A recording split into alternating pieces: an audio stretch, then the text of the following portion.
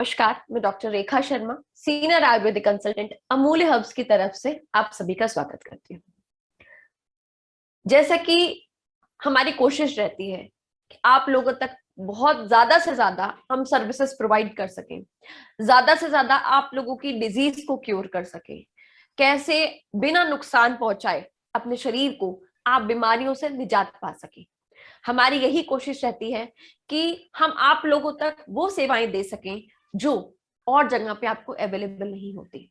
जो एलोपैथी खा खा के थक जाते हैं, वो बीमारियां जिनका सॉल्यूशन अब तक आपके पास नहीं था।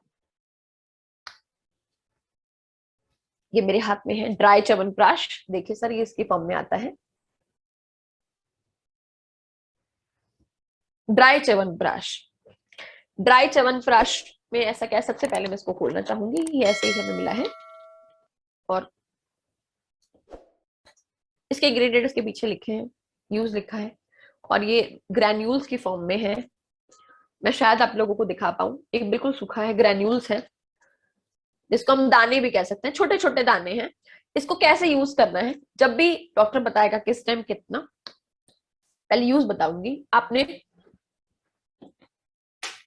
मुंह में डाला, इसको च्यू करना है सर, अच्छे से।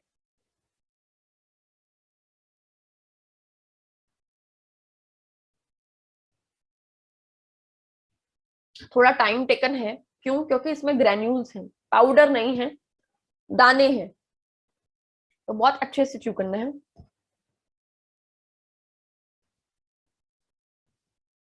अभी मैं बात कर रही थी खाते वक्त, तो ऐसा हो सकता है कि गले में थोड़ा सा अटक जाए।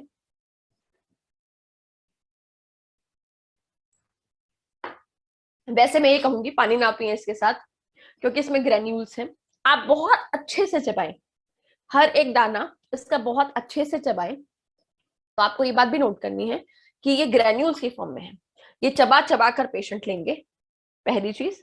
दूसरी चीज, आधा चम्मच, इसमें लिखा है कि वैसे 2 चम्मच लीजिए, दिन में 2 बार खाइए, 2 से 3 बार आप खा सकते हैं डॉक्टर के परामर्श अनुसार। पर मैं यही कहूंगी, आप किसी को फर्स्ट टाइम दे रहे हैं तो आप इसको आधा चम्मच सुबह, आधा चम्मच शाम बताएं। अच्छा, सबसे इंपॉर्टेंट कॉन्सेप्ट क्या है इसके साथ, इसमें खाने के लिए ऐसा कोई रूल नहीं है कि कब खाना है।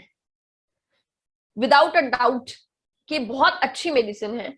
इसमें ऐसी मेडिसिन है जो आपकी रोग प्रतिरोधक क्षमता बढ़ाती है। ये तो बढ़ाएगी, क्यों? क्योंकि इसमें ऐसी मेन इंग्रेडिएंट्स डाले गए हैं जो आपकी हेल्प करेंगे, जो आपके फेफड़ों की हेल्प करेंगे सांस लेने में। ये इसमें डोज के लिए लिखा है 2 tablespoons thrice a day as per guidance of your physician, मतलब डॉक्टर के परामर्श के अनुसार। फिलहाल मैं ये कहूंगी, किसी की तासीर गर्म होती है, किसी को गर्म दवाई नहीं पचती, किसी को ठंडी नहीं होती, ठंडी नहीं पचती, तो इन सब कॉन्सेप्ट को हटाते हुए आधी चम्मच सुबह, आधी चम्मच शाम। खाने के बाद अगर आप अच्छे से चबा रहे हैं तो ऐसा लगेगा जैसे मुंह में कषाय सा रस आ गया है। उसके बाद आप अंदर करिए। अगर आपको लगता है कि गले में खराश सी हो गई है कुछ खा के ऐसा, तो आप गर्म पानी से एक बार एक सिप ले लीजिए। अदरवाइज कुछ नहीं लेना है सर। बहुत लोग पूछेंगे दूध में मिला लें, पानी में मिला लें, नहीं। आप चबाएंगे अच्छे से और फिर अंदर करेंगे, और फिर एक सिप पानी की 15 मिनट बाद पिए तो ज्यादा अच्छा है, नहीं पिएंगे तो और भी अच्छा है। अच्छा, अब इसे कहाँ देंगे? सबसे पहला तो इसमें बहुत सारी दवाइयां डाली गई है, बहुत सारी ऐसी इंपॉर्टेंट जड़ी बूटियां डाली गई हैं जो आपकी लंग्स के लिए बहुत अच्छी है, आपकी रोग प्रतिरोधक क्षमता बढ़ाती है। कैसे बढ़ाती है वो मैं बताऊंगी। पहले इसके बारे में खास बात बताऊंगी। ये सारे इंग्रेडिएंट पहले अलग अलग लेकर घी में भूने गए हैं। जी हाँ, पहले ये सारे इंग्रेडिएंट अलग अलग लेकर घी में भुने गए हैं। क्यों? क्योंकि इसकी पोटेंसी बढ़ाने के लिए। घी जो होता है वो वात शामक होता है आयुर्वेद के अकॉर्डिंग में। तो कुछ लोगों के दिमाग में ये भी क्वेश्चन आ सकता है कि घी है तो ऐसा तो नहीं कोलेस्ट्रॉल बढ़ा देगा? तो नहीं सर, ये ड्राई होता है, बहुत थोड़े से घी में भूनते हैं, हर एक इंग्रेडिएंट को अलग अलग भून के फिर मिक्स करते हैं, जो भी पूरा टेक्नोलॉजी के अकॉर्डिंग प्रोसेस होता है सर। ठीक, उसके बाद इसका नाम ड्राई च्यवनप्राश क्यों रखा गया? क्योंकि आपकी रोग प्रतिरोधक क्षमता बढ़ाता है। अब स्पेशल क्या काम करेगा वो नोट डाउन कीजिए सर। स्पेशल ये करेगा सर, सबसे पहला साइनोसाइटिस। लोग कहते थे ना मुझे साइनस की बीमारी है, प्रॉपर साइनस की बीमारी के लिए क्या है? साइनोसाइटिस, राइनाइटिस, ऐसी बीमारियां लेके भी आएंगे लोग। राइनाइटिस, नाक बहता है या फिर नजला बाहर नहीं आता, अंदर लगता है कि नजला हो रखा है। ये वर्ड कहते हैं ना लोग, कुछ लोग कहते हैं जी 12 महीने का नजला है, ऐसा होता है ना, लोग हमारे पास आते हैं 12 महीने का नजला है। अच्छा, कुछ लोग आपके पास ऐसे भी आएंगे कि जो सीजनल एलर्जी है सर, नया बीमारी का नाम है ये सीजनल एलर्जी, इसको एलर्जिक राइनाइटिस कहते हैं। वैसे सर्दी से गर्मी में, गर्मी से सर्दी में चेंज होता है तब होती है। डस्ट एलर्जी होती है सर, डस्ट से एलर्जी है, ऐसे लोग भी आएंगे। पॉल्यूशन बढ़ जाता है बाहर, तुमको अंदर एलर्जी हो जाती है, ऐसे लोग भी आएंगे। आएंगे ना सर, ये सब उनके लिए, मतलब ये सब खा सकते हैं कि आपको ऐसी प्रॉब्लम ना हो, आपके फेफड़े अच्छे रहे। अभी बताती जाऊंगी धीरे धीरे, तो सब नोट डाउन कीजिए कि ये सब उनके लिए है जो बीमारियों के नाम मैंने बताए हैं। अच्छा, उसके बाद ये उनके लिए है जिनको बहुत लंबे समय से खांसी है।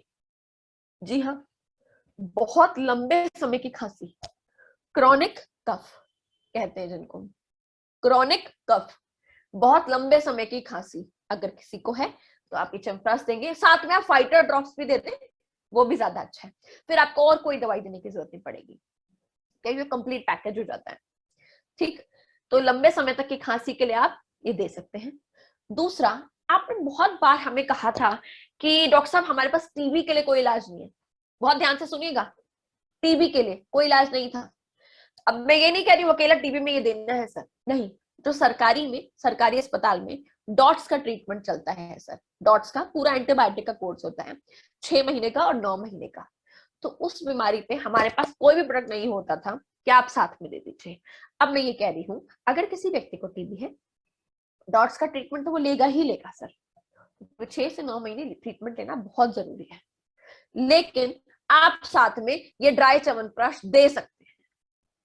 जी हाँ, आप ड्राई च्यवनप्राश दे सकते हैं, क्योंकि वो आप फेफड़ों की टीबी में, बहुत ध्यान से सुनिएगा, ये भी ध्यान रखिएगा मैंने क्या कहा है, क्योंकि ये जो इसमें इंग्रेडिएंट डाले गए हैं, वो सारे के सारी जितनी चीजें डाली गई हैं, वो आपका क्या करेगा वो मैं बताती हूँ। आपने मुंह से खाया, सांस की नली जिसकी बंद होती है, जैसे अस्थमा में भी बंद होती है, ये आपकी ब्रोंक्यूल पिचक जाते हैं, इसकी सेल्स पिचक जाती हैं, वो यहाँ काम करता है। फिर फेफड़ों में काम करता है, फेफड़ों की कैपेसिटी जिसकी नहीं बढ़ती, जिसको कोविड में फेफड़े खराब हो गए थे, जिसको कोविड के बाद सांस की बीमारी लग गई, जिसके कोविड के बाद दशा खराब हो गई, उन लोगों के लिए भी है। जिसकी एल्वोलाई, अगर किसी को कोई ज्यादा मेडिकल टर्मिनोलॉजी की भाषा समझ आता है तो शायद मेरी बात समझ पाए कि ये लंग्स की उस यूनिट तक के लिए है जो एल्वोलाई पे काम करती है, जो हमारी सांस के लंग्स की कैपेसिटी को भी बढ़ाएगी। कोविड के बाद लोगों को बहुत प्रॉब्लम आई सर, क्योंकि लोगों ने स्टीरॉइड खाए हैं, लोगों के लंग्स खराब हो गए हैं, तो उन लोगों के लिए है जो आफ्टर कोविड इफेक्ट्स, तो वहां ये ड्राई च्यवनप्राश काम करेगा। टीबी में लंग्स खराब हो रहे हैं, खांसी के कारण लंग गल गए हैं, फेफड़े खराब हो गए हैं, एग्जैक्ट वर्ड्स, तो वहां ये च्यवनप्राश हेल्प करेगा। और अगर टीबी फेफड़ों के अलावा किसी और चीज की है, ध्यान से सुनिएगा, फेफड़ों के अलावा किसी और चीज की है, तो वहां क्या काम करेगा? Fighter drops. क्यों? लंबे समय का घाव, लंबे समय की बीमारी, फाइटर ड्रॉप काम करेगा सर। उसके बाद हमारे पास अस्थमा के लिए कोई प्रोडक्ट नहीं था, अस्थमा के लिए, क्योंकि अस्थमा में कोई कफ सिरप नहीं देते हैं। अस्थमा में अब तक हम क्या प्रिस्क्राइब करे थे यहाँ से कि अगर बीपी नहीं है पेशेंट को तो यू कैन प्रिस्क्राइब वायरोबिन। अब किसी को बीपी है, बीपी बढ़ जाता है तो हम वायरोबिन नहीं दे पाते वहां पर, क्यों? क्योंकि ऐसा भी हो सकता है ना, डोज आप दो दो दो दे रहे हैं, एक एक दे रहे हैं, नहीं पता पेशेंट का बढ़ गया फिर क्या करेंगे, तो वहां पे च्यवनप्राश करेगा अस्थमा के केस में। क्यों? इसमें वासा कंटेंट डाला गया है, इसमें अभ्रक भस्म डाली गई है, इसमें बहुत सारे ऐसे प्रोडक्ट्स हैं जो पर्टिकुलरली एंटीबायोटिक की तरह काम करते हैं लंग्स के लिए सर। इसमें पर्टिकुलरली एंटीबायोटिक की तरह काम करते हैं लंग्स के लिए। तो ये आप समझ लीजिए, जो च्यवनप्राश है वो आपके यहां से लेकर यहां तक की प्रॉब्लम्स के लिए है कि आपके लंग्स अच्छे रहे। और कोई भी स्वस्थ व्यक्ति, जी हाँ, कोई भी स्वस्थ व्यक्ति जिसको कोई प्रॉब्लम नहीं है, जिसको कोई भी समस्या नहीं है, वो सब इसको ले सकते हैं। मैंने भी आपके सामने खाया है और पिछले 15 दिन से मैं इसको एक ना एक बार ले ही लेती हूँ, तो वो भी एक बार खा सकता है। इसमें डोज 3 बार के लिखे हैं, मैं कह रही हूँ एक बार आप खा सकते हैं, ना वो गर्म होगा ना वो ठंडा होगा।